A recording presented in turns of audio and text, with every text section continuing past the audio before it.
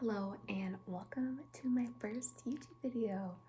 I'm so excited because I have wanted to do this for so long, but I just have been too scared and I just decided to just do it.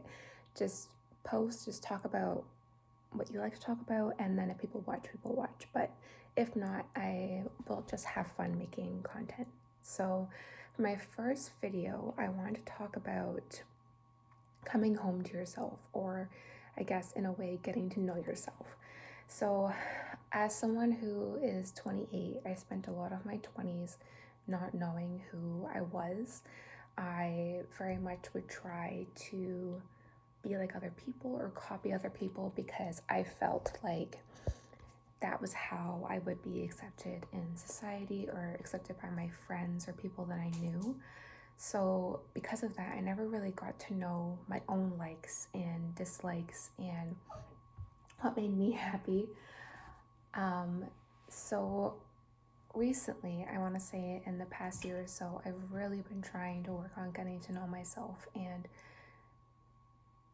knowing myself to my core and not just surface level likes or dislikes, but like going all the way back to my childhood and exploring that and seeing where things have come up from then to make me who I am today, or make my beliefs today from then. I also have just been trying to spend a lot of time alone with myself and alone with my own thoughts, which always sounds so daunting, but it's actually very beneficial because I think we just don't realize how much we don't, or like how often we don't spend time alone, like in our own thoughts. Because we can spend time alone, but we usually, I want to say majority of people will be stimulated. They'll be doing some sort of activity, they'll be watching something, they'll be just doing anything to kind of numb out the thoughts that come in. Sorry, I'm recording this on my phone, so it's not the best setup, but that's okay if I have to keep fixing it. Anyways, so I've been trying to do that a lot, try to be just alone and just with my own thoughts. And especially when a feeling comes up as well, trying to dissect and be like, why am I feeling like this? Like, why is this feeling coming up? Because I feel as if in the past I used to tell myself that, I shouldn't feel this way, or I didn't need to feel this way, or I try to push the feeling away.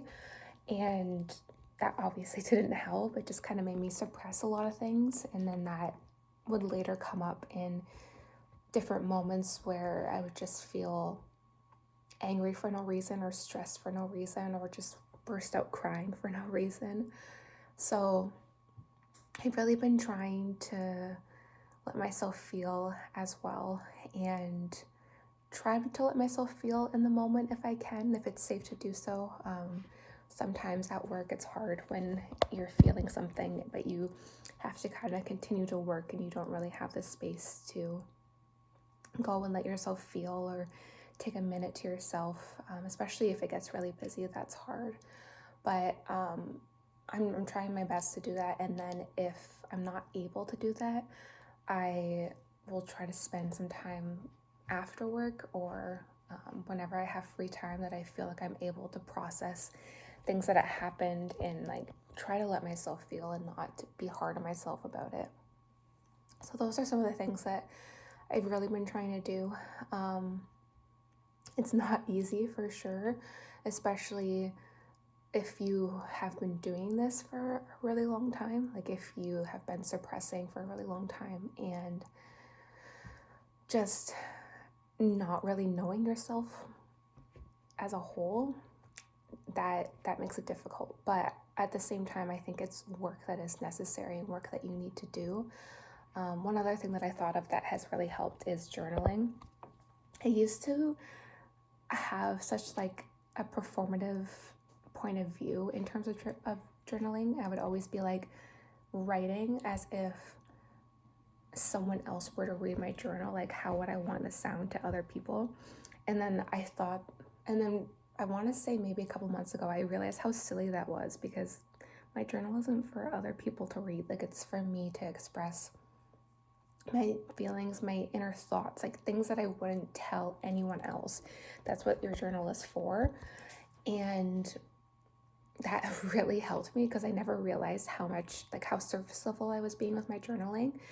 And whenever someone would recommend journaling for anxiety or just like stress or feeling better in general, I would always brush it off and be like, oh yeah, I've tried that, but it hasn't helped. And looking back now, I'm like, it's because it was so surface level and I wasn't getting to the root cause. I wasn't digging down deep or anything. I was basically just writing about, I don't know, like my day at work, or if I had feelings about something, like if someone made me angry and I had like an angry thought that would kind of perceive me in a bad light, I wouldn't write that down because I would then think about, if someone were to read this and they would see that I had this thought, they would then think badly of me. So I have recently stopped trying to do that.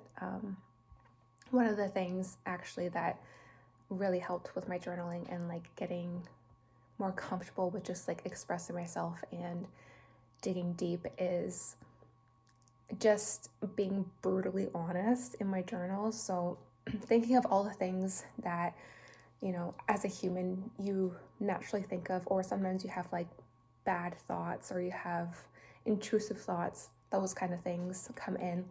And then you never want to tell anyone because you don't want them to see you in a bad light, to be like, why are you thinking like that? But I think as humans, we naturally just kind of have random bad intrusive thoughts that can be seen in a bad light to other people, and it can certainly be a normal response, especially if you have previously diagnosed mental illnesses, or just if you're just a person that just thinks like that.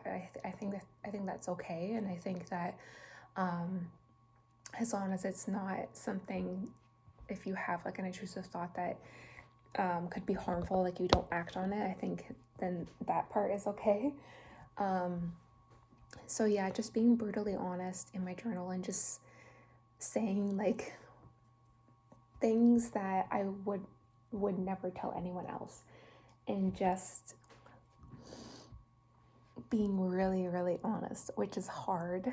It is hard, but I think it's helpful, because if I can't tell myself things, like if I can't tell my journal these things, then how am I going to get these out? Like, how am I going to get these feelings out? They're just going to stay inside and they're not going to go anywhere.